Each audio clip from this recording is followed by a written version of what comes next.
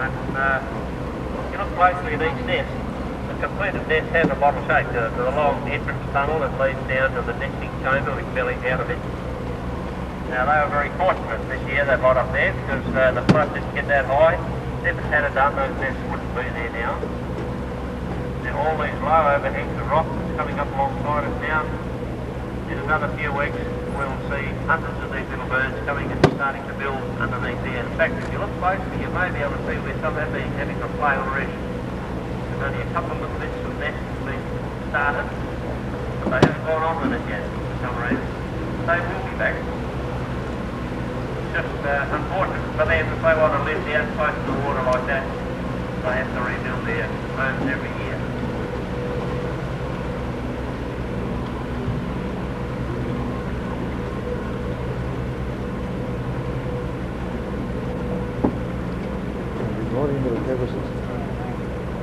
Anybody interested in the bird life, there's a little pied cormorant sitting on the right across the left hand side of the river on the snag over the right at the very edge of the river.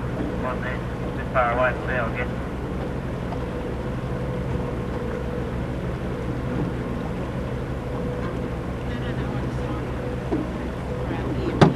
Now the trees that you see ahead of us here, the small ones with the very dark green leaves that are very broad, look a bit like a mulberry tree, they're called Leichhardt trees. And they were named after quite a famous explorer of Australia in the early days, Ludwig Leichhardt. These trees often referred to as the Leichhardt pine, but they're not technically a pine tree at all. They only get that name because the timber is very soft and light. I'm filming the whole time. Leichhardt trees have on them a small fruit which is edible. Not terribly palatable, I must admit, but you can eat it. If you're really desperate, you would. Now, it's along this section of bank ahead of us here, we're on the way back and see lots of crocodiles. Very likely quite a few out already.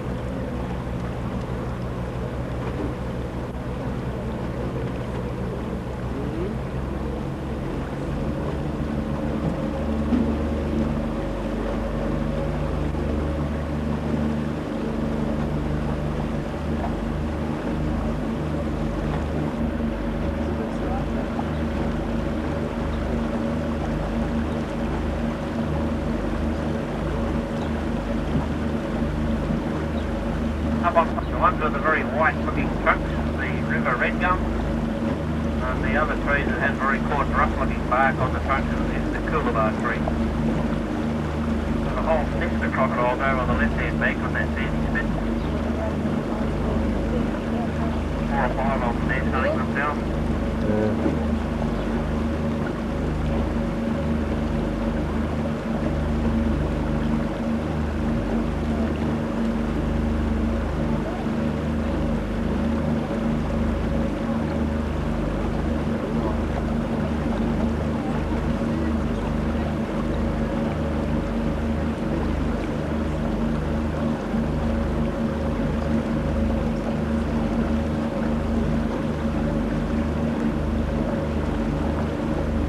Tall grass that you can see right at the water's edge over on the right hand side of us is called tropical cane grass.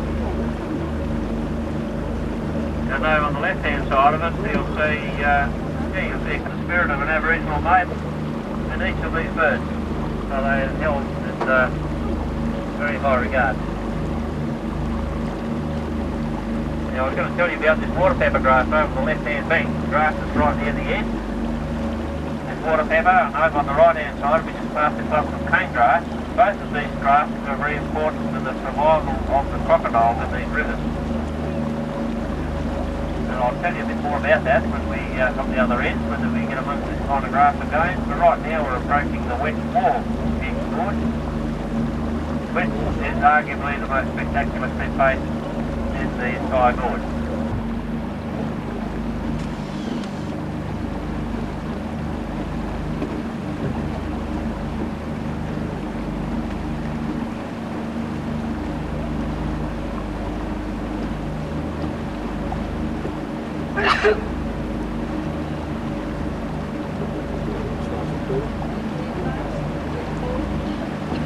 Now the bright white lines that you see running through the lower parts of the rocks that used to be cracks in the rocks.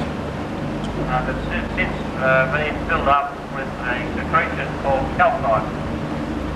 Now calcite is a much purer form of calcium than what the reef structures are, and therefore they're much wider. Some more of those fairy martin nests straight above you here, and an overhang.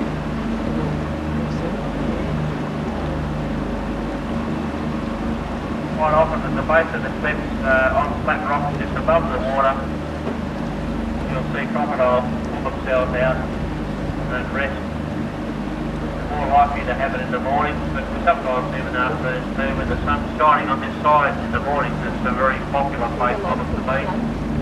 I'll find an area where the wind can't blow on them, and I'll take advantage of the sun to warm themselves up.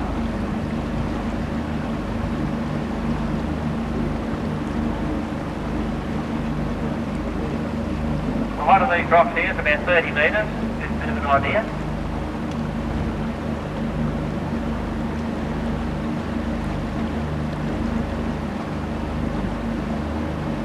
That clump of greenery just up ahead of us at the base of the cliffs there is Pandanus Farm. If you've been wandering around the Gillies for a while, you've very likely seen lots of this. This is on the trunk that rather looks like a thread.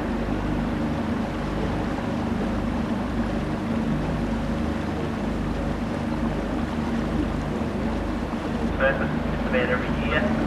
Above that line, the rock is dull grey, and I guess they have every right to be, seeing that they've been exposed to the elements for some 70 million years. But there is some colour up there, the orangey, browny, reddy colour you see. Due to the presence of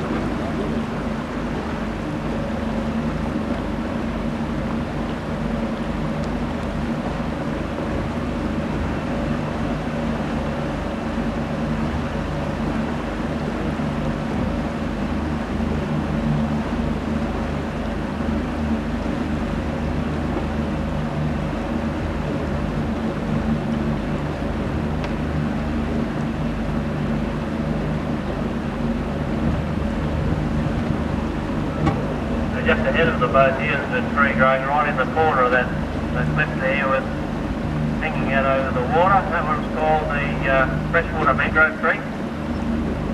These trees have very pretty red flowers on them when they bloom, but strangely enough the tree only flowers at night time.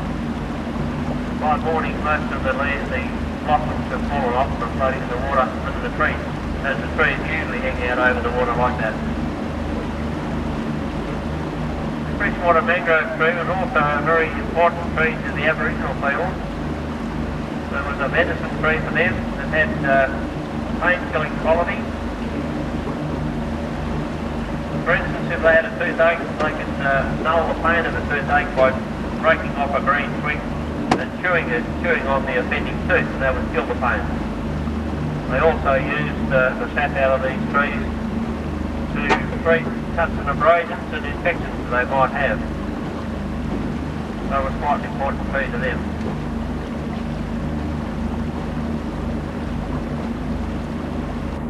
Birds love them. They're very popular, and all bird life here reaches the native thing.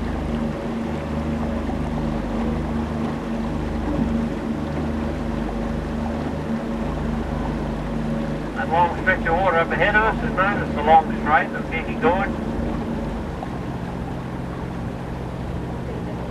It's about 2.5 kilometres long. It's the longest straight stretch of water in the gorge, and the gorge itself goes on for another 10 or 11 kilometres. But fortunately for us, the best scenery and the deepest water is down this end, which makes it possible for us to boat through it. Every year so far, we've been able to go through.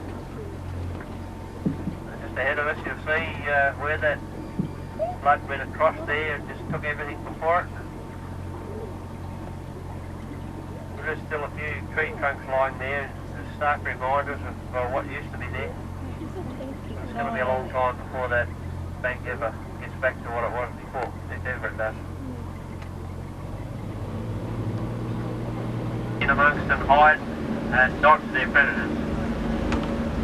If it wasn't for that, they'd be open targets and they wouldn't last long at all.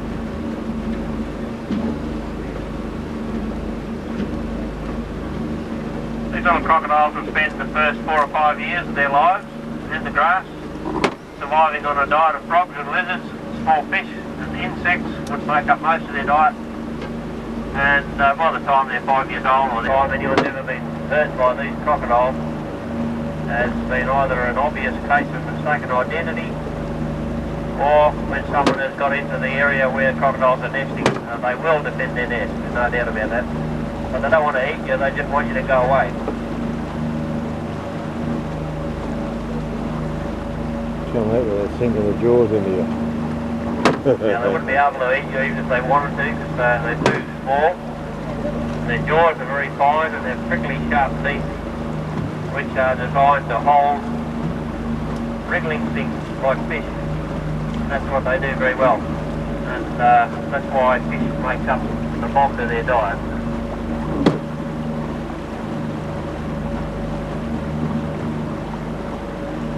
There's quite an array of fish in this river for them to choose from. Just to name some of them for you, we have 2 species of catfish, spangled perch, black brim, markerfish, mullet, herring, barramundi. There are also a couple of species of fish that are a bit unusual, like the saw shark and stingray, which are really seawater species that somehow evolved to live quite happily here in fresh water and are still here.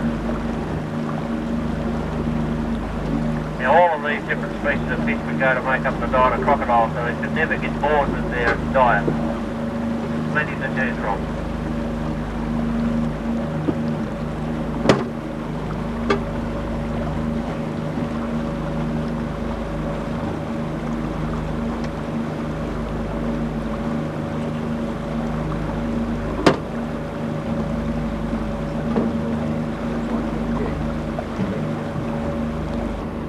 Towards the end of August, early September, when we start to see signs of crocodiles running around on the banks, looking for likely nest sites.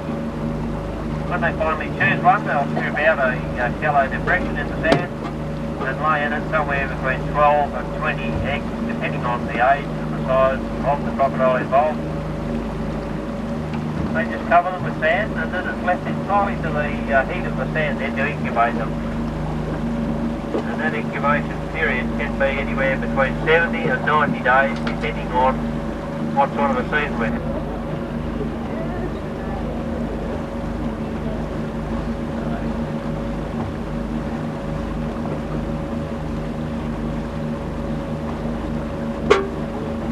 For those of you who like to do a bit of walking, there's a walking trail known as the Reef Walk, goes from the gazebo where you purchase your tickets.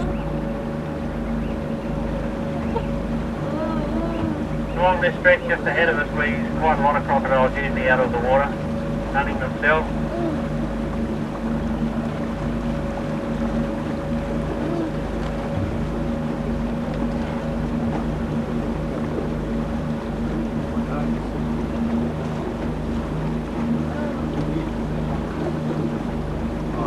Get better from here because the brighter colours of the more recently exposed rock hasn't had time to be discoloured by weathering yet.